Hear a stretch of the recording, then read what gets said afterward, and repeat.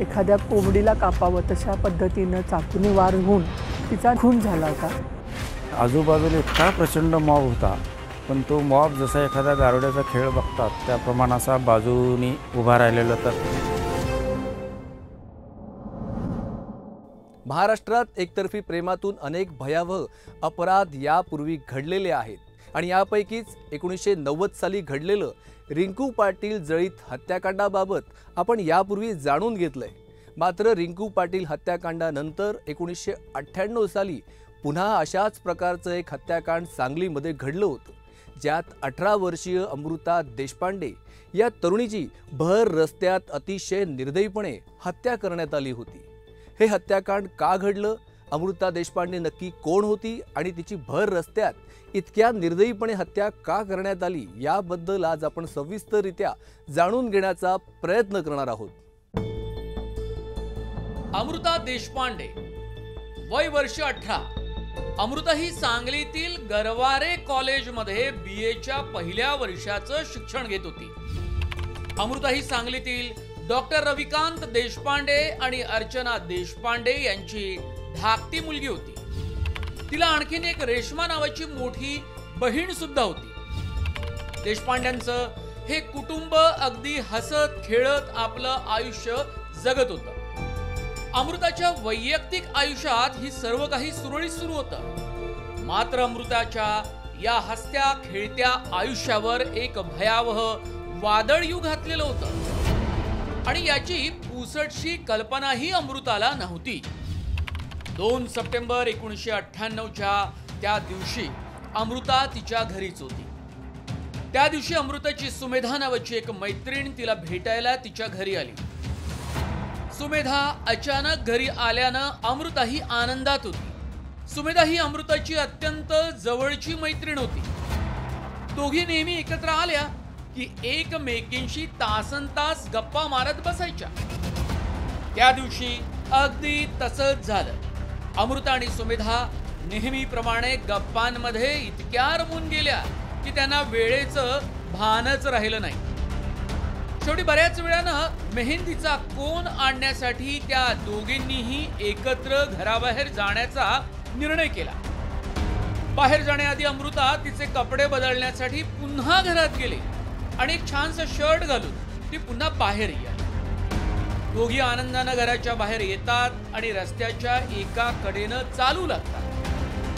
रस्त्याच्या कडेनं चालत असताना देखील दोघींच्या गप्पा तशाच सुरू असतात.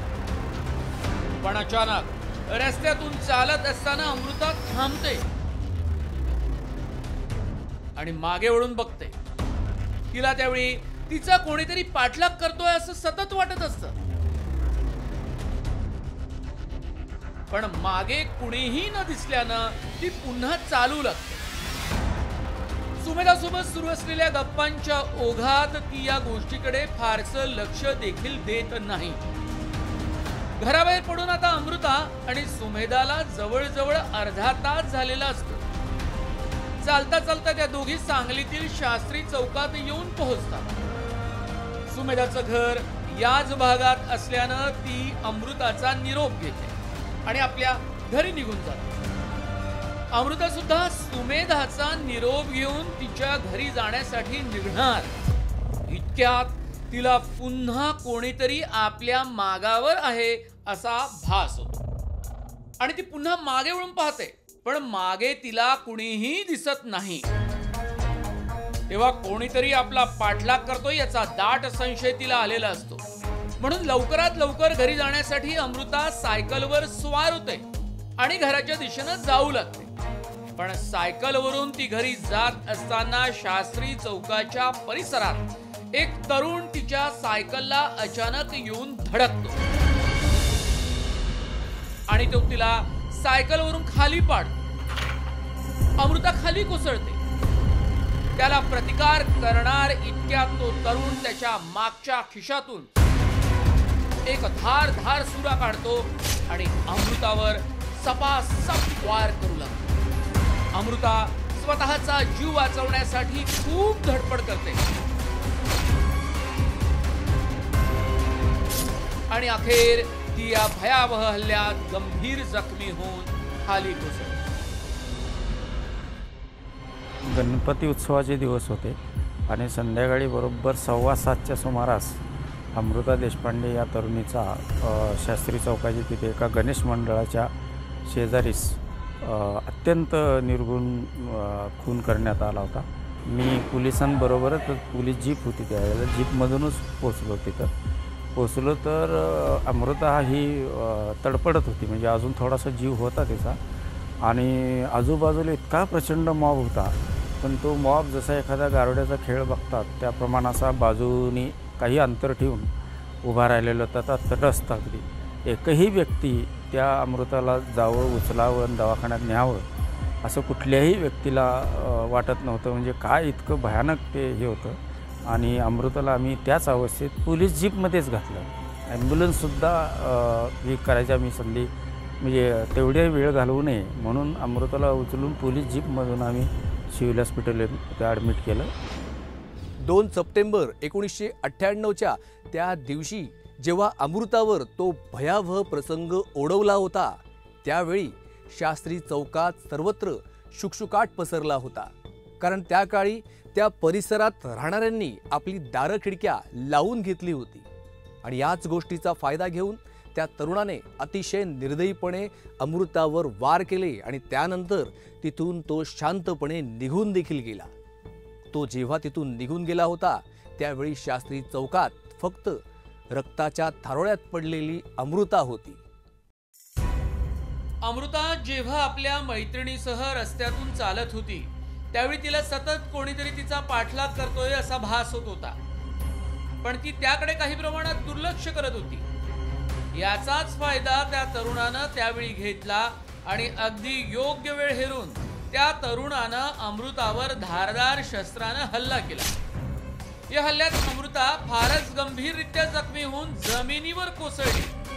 तेव्हा अमृताला रक्ताच्या थारोळ्यात पडलेलं पाहून कदाचित त्या तरुणाला अघोरी आनंद झाला असेल आणि म्हणूनच तो तरुण तिथून अगदी शांतपणे काही घडलंच नाही अशा आविर्भावात तिथून निघून गेला.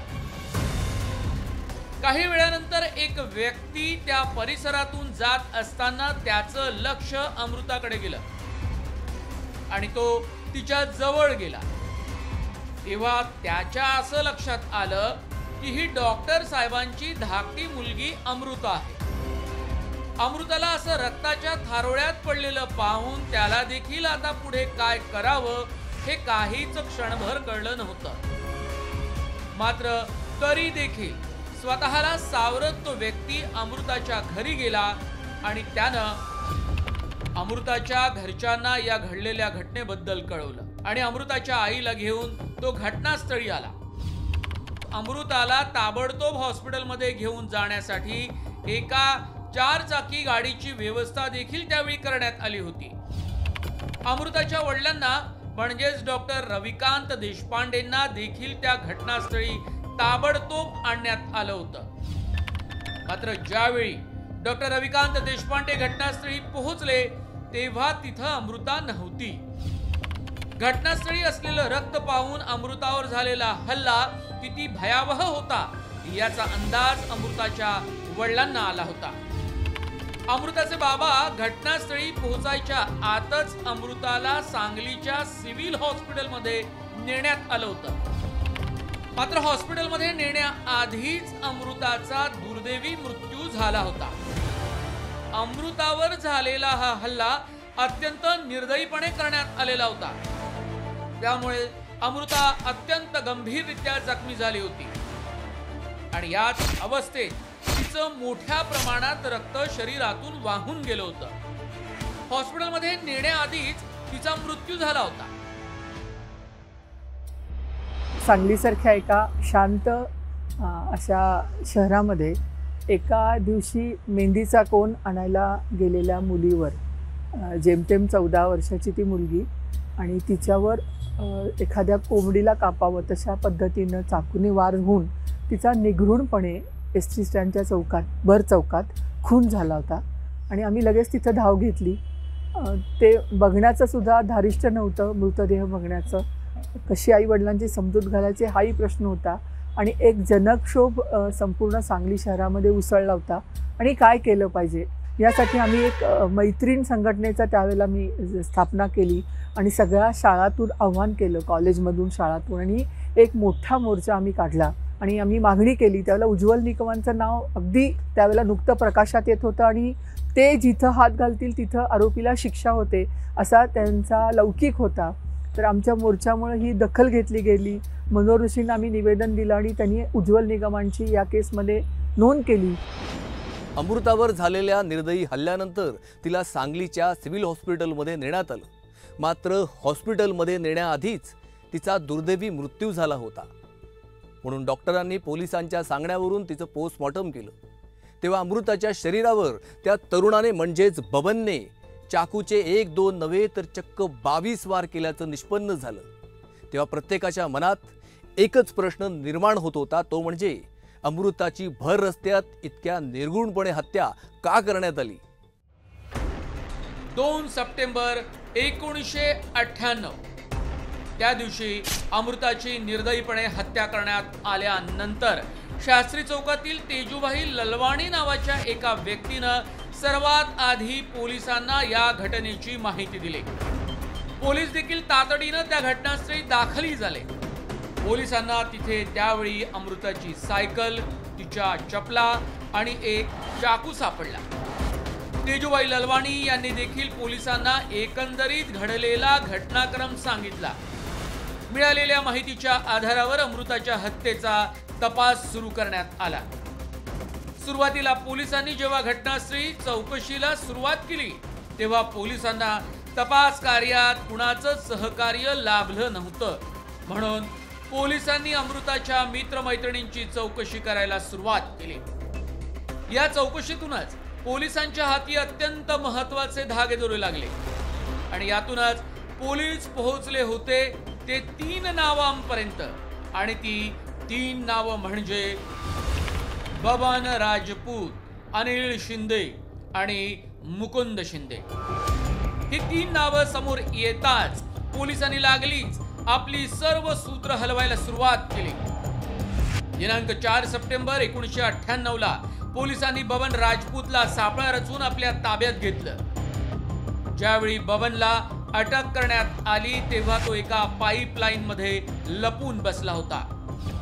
अमृताची हत्या करणाऱ्या बबन राजपूतला अटक करण्यात पोलिसांना यश आलं. 2 सप्टेंबरला अमृतावर हल्ला झाल्यानंतर 4 सप्टेंबरला पहिली अटक करण्यात आली होती. 6 सप्टेंबरला अनिल शिंदे आणि 7 सप्टेंबरला मुकुंद शिंदेला देखील अटक करण्यात आली. सर्व आरोपींना अटक झाल्यानंतर अमृता देशपांडेच्या हत्येचा खटला कोर्टात सुरू झाला. ही केस प्रसिद्ध सरकारी वकील उज्ज्वल निकम यांनी लढवली होती. या केसच्या तपासादरम्यान अमृतावर वार करणारा तो तरुण बबन राजपूत होता असं निष्पन्न झालं. बबननं प्रेमभंगातून उत्पन्न झालेल्या सूड भावनेतून अवघ्या 18 वर्षीय अमृताची निर्दयीपणे हत्या केली होती. बबन राजपूत अमृताच्या घराजवळच राहायचा. सुरुवातीला त्या दोघांची एकमेकांशी तोंड ओळख होती. मात्र कालांतरानं या ओळखीचं रूपांतर मैत्रीमध्ये झालं आणि मैत्रीचं नातं पुढे प्रेमात बदललं होतं. बबनचं अमृतावर प्रेम होतं. बबननं याआधी अमृताचा वाढदिवस सांगलीतील कृष्णा नदीच्या काठी साजरा केला होता आणि प्रेमाचं प्रतीक म्हणून त्यानं त्यावेळी अमृताला एक अंगठी सुद्धा भेट दिली होती. बबन अमृताच्या प्रेमात हळूहळू आणखीन वेडापिसा होऊ लागला होता. त्याला असं वाटू लागलं की आता अमृता फक्त त्याचीच आहे. प्रेमाचं हे वेडखूळ डोक्यात घुसल्यानं तो कायम अमृताशी लग्न करून तिचं पुढचं आयुष्य त्याच्यासोबत आनंदानं जगेल अशी स्वप्न पाहू लागला होता. पण खऱ्या अर्थानं पाहायला गेलं तर अमृताचं वय हे लग्नाचं अजिबात नव्हतं. तिला तिची स्वप्न पूर्ण करण्यासाठी आधी तिचं शिक्षण पूर्ण करायचं होतं आणि म्हणून तिनं बबनला लग्नासाठी चक्क नकार दिला होता. आपल्याला लग्न करायला पाहिजे. वेळा वगैरे झालाय, वय बघितलं माझं किती आहे. याच गोष्टीचा बबनला फार मोठा धक्का बसला आणि अमृतावर जीवापाड प्रेम करणारा बबन प्रेम निराशा पचवण्याची कुवत पूर्णपणे हरवून बसला. तो अमृताला धमकी देऊ लागला. तू जर माझ्याशी लग्न केलं नाहीस ना तर मी जीव घेईन ना तुझा. मी वेडा नाहीये. तू जर कोणा दुसऱ्या बरोबर लग्न केलंस ना तर तुझ्या नवऱ्याला पण मारून टाकेन मी, लक्षात ठेव. अशा प्रकारच्या धमक्या तो अमृताला सातत्यानं देऊ लागला होता. बबनच्या या अशा आक्रमक स्वभावाला त्याचे घरचे सुद्धा वैतागले होते. बबनच्या घरच्यांनी अमृताच्या आईवडिलांना अमृताची काळजी घ्या, तिला सावध राहायला सांगा असं सांगितलं देखील होतं. बबनच्या भीतीमुळेच अमृता सहसा घराबाहेर पडत नव्हती. पण तिच्या आयुष्यातील त्या काळ्या दिवशी तिची मैत्रीण घरी आल्यानंतर ती मेहंदी आणण्याच्या कारणानं घराबाहेर पडली आणि बबननं अमृतावर जीवघेणा हल्ला केला. इतर घटना घडतात त्यामुळे लोक जसं पुढे येऊन बोलतात तसं बोलायचं धाडस कोणी करत नव्हतं. आणि त्या राजकीय शक्तीकडून प्रत्येक वर्तमानपत्राच्या कार्यालयाला की आरोपीचं कृत्य कसं योग्य आहे या संदर्भातले काही पुरावे आदल्या दिवशी रात्री म्हणजे त्या दिवशीच रात्री घटनेच्या रात्री पोहोचवण्यात आले होते. काही वर्तमानपत्रांनी ते फोटो छापून तसं भलावण करण्याचाही प्रयत्न केला की आरोपीची चूक नाही, आरोपीने हे कृत्य का केलं तर त्याच्यासाठी ही गोष्ट होती असं सांगण्याचा प्रयत्न केला.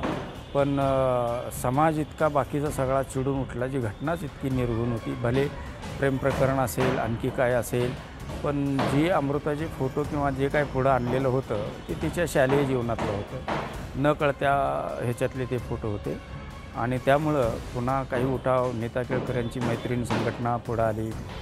अशा सगळ्या संघटनांनी प्रचंड दबाव आणला. त्यामुळं या प्रकरण धसायला लागलं आणि आरोपीला शिक्षा ठोठावली गेली जन्मठेपेची. अमृताकडून मिळालेला नकार बबन राजपूतला पचवता आला नाही आणि त्यामुळे त्याने अमृतावर चाकूचे वार करून तिची अत्यंत निर्घृणपणे हत्या केली. बबन राजपूतने केलेल्या या विकृत कृत्यामुळे त्या काळी सांगलीच नाही तर हा देश सुद्धा हादरला होता. आता या घटनेला घडून जवळजवळ 25 वर्षाहून अधिक काळ उलटून गेलाय तरी सुद्धा जेव्हा कधी प्रेम प्रकरणातून झालेल्या हत्यांचा उल्लेख निघतो तेव्हा अमृता देशपांडे हत्याकांडाची आठवण झाल्याशिवाय राहत नाही. अपराध महाराष्ट्राला हादरवणारा या क्राईम विशेष भागात वेळ झाली आहे इथेच थांबण्याची. पुन्हा भेटूयात अशाच महाराष्ट्राला हादरवणाऱ्या एका गुन्ह्यासह. तोवर महाराष्ट्रातली प्रत्येक अपडेट जाणून घेण्यासाठी पाहत रहा लोकशाही मराठी.